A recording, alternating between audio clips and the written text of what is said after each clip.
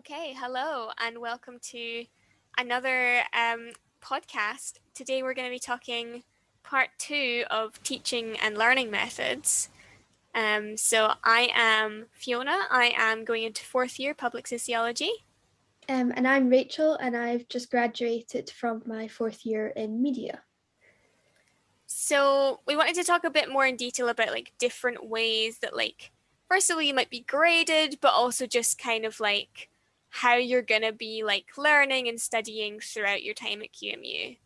Yeah. So obviously the key way that you'll kind of exist at QMU is you'll have your lectures, your seminars, which we kind of already talked about. You'll have your independent study time, and then you'll have some form of exam, whether that be an essay or an actual exam or any sort of other things that we'll talk about. Yeah. So we're going to try and touch a bit on different courses and, different methods that different courses might use, even if we've maybe not come across them. So as we say, we have you have your bog standard essays and exams. So that could be a multiple choice, which could be open or closed book. So we've done an open book exam where you're allowed to look at your notes throughout your multiple choice exam in first year. But there's also written exams where you're writing basically an essay in real time. Yeah, that's what I've done when I had exams in first year, and I'm not sure if they probably still do it in some sections of MCPA. I don't think they do have exams anymore for film, but I remember it was basically an essay that we had to write, and it was closed book as well. Yeah, we did one essay exam thing in first year in sociology.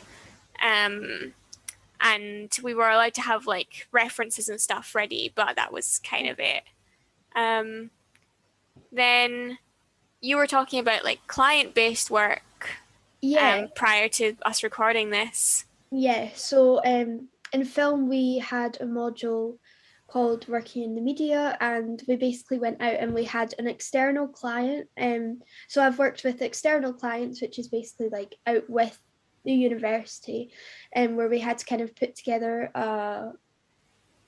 almost like a sort of social media marketing thing. We had to make a film, a promotional video, and I've also worked with internal clients, so like a charity within the university, like one of the lecturers' charities, and we had to come up with a campaign basically for the charity and work closely with them, and that was part of our assessment for both of those modules. So we had to pitch, and that was assessed. Yeah, so I mean, you get to learn a lot of really unique things in that situation because you're getting to actually have the chance to do some work that you might find yourself doing when you finish your degree. Yeah, and we have it's kind of later down the list originally, but I think we might as well talk about it now. Is things like placements, which are we neither of us have experience with necessarily, but kind of gives you the same thing. It gives you the same kind of actually seeing what you're going to be doing potentially when you leave uni, and it gives you that very unique experience of just having that. Especially if it's a sort of vocational thing you're going into, if you're, and I'm not sure if PALS is in nursing or whatever. I think it's going into paramedicine, so potentially I don't know much about the other degrees, but I know often with the sort of medical based degrees you'll have placement, and that's kind of same with teaching, I think. Yeah, so we also have more, this can be more casually as well as for assessments. You have your group work, which is very typical. I'm sure if you coming from college, I'm sure you've done group work in the past in school and in college, just kind of working with other people on little projects, or I in sociology we done a big presentation together where we had to come up with some research and present it to the class. We've had that as well, and also just in seminars, we've had in an hour seminar being put into groups, and we kind of work together on set questions and maybe feedback at the end as well. So it can be more casual, it can be part of your grade. Yeah. Yeah, that's something you definitely come across. Yeah, and then as we mentioned beforehand, we've got like independent study, which is just the stuff that you're doing at home. So that's like lecturers will maybe give you a reading assessment, like not assessment, like a reading assignment to do, Yeah. or go watch this video and take notes on it. Yeah, and for film as well, like go away, watch this film, take notes on it in relation to the reading usually, and the lecture. So yeah, that's the kind of stuff you do on your own, as well as obviously kind of preparing for exams, assessments, if you're doing written essays and that kind of thing as well. You said you had maybe some experience with workshops. We've not done a lot of workshops or anything like that out with like just working with our lecturers. Yeah, yeah, we've done that for more sort of practical elements of our course. So we've had workshops in like photography and in like video production, and those are usually 2 hour slots, so similar to a lecture, and they kind of replaced a lecture for us. And yeah, it was just usually group work, more hands-on, and just getting experience with the actual equipment. So that was Was another. that also something that you would do in terms of like with guest lectures? Yeah, at times, yeah, we've had that. So we've had people from the industry kind of coming in and lecturing, or also being a part of a workshop. I don't know if you've had any guest lectures at all, or We had one or two. I remember we had an educational psychologist come in, like, okay. I think I probably mentioned this in a podcast before, but like or someone else has, like in sociology, you kind of start out with like doing both psychology and sociology, and then you'll split off like halfway through second year to just doing sociology. So Okay. because of that, I've done a fair amount of psychology as well. We had an educational psychologist come in. He was talking to us about like what is educational psychology. Like he was giving us like some of the tasks they give people and stuff like that, and like that was really cool to kind of see like a more like sort of hands-on approach to things and actually get to speak to someone who has this as his job.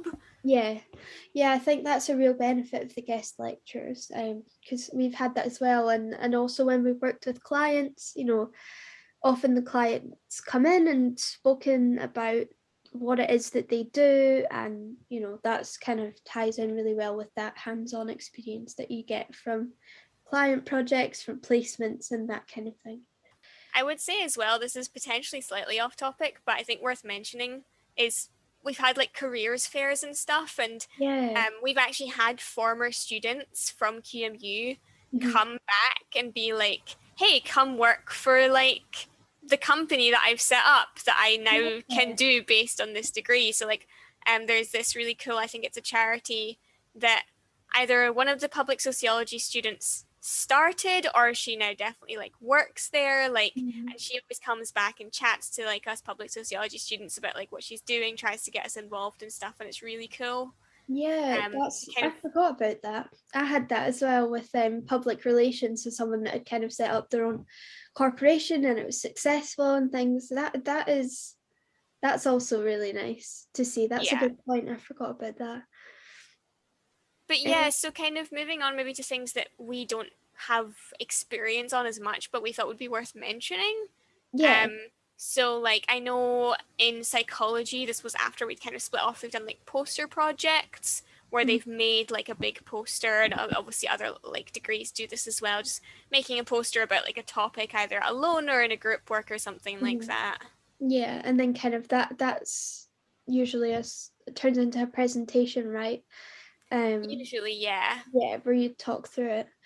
Um, yeah, so we were saying another thing as well that we've had not so much experience with really is blogs and creating blogs, creating websites, drafting social media sites. Yeah, so like I've not personally encountered it, but like my partner has done like websites and stuff where Mhm. he's like maybe had to write like different posts and like format it nicely and make sure all the links work and all of that fun stuff. And that's a really Mhm. cool like different way of like writing an essay. Like it's a bit more exciting than just writing out on Word and then sending it off.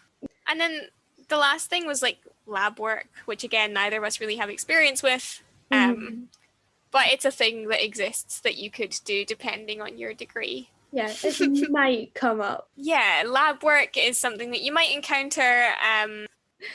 Okay, I think that's basically everything that we kind of wanted to touch on, because we've spoken about lectures and seminars in the other podcast. Yeah, thank you for listening, and hope you enjoy the rest of the podcasts.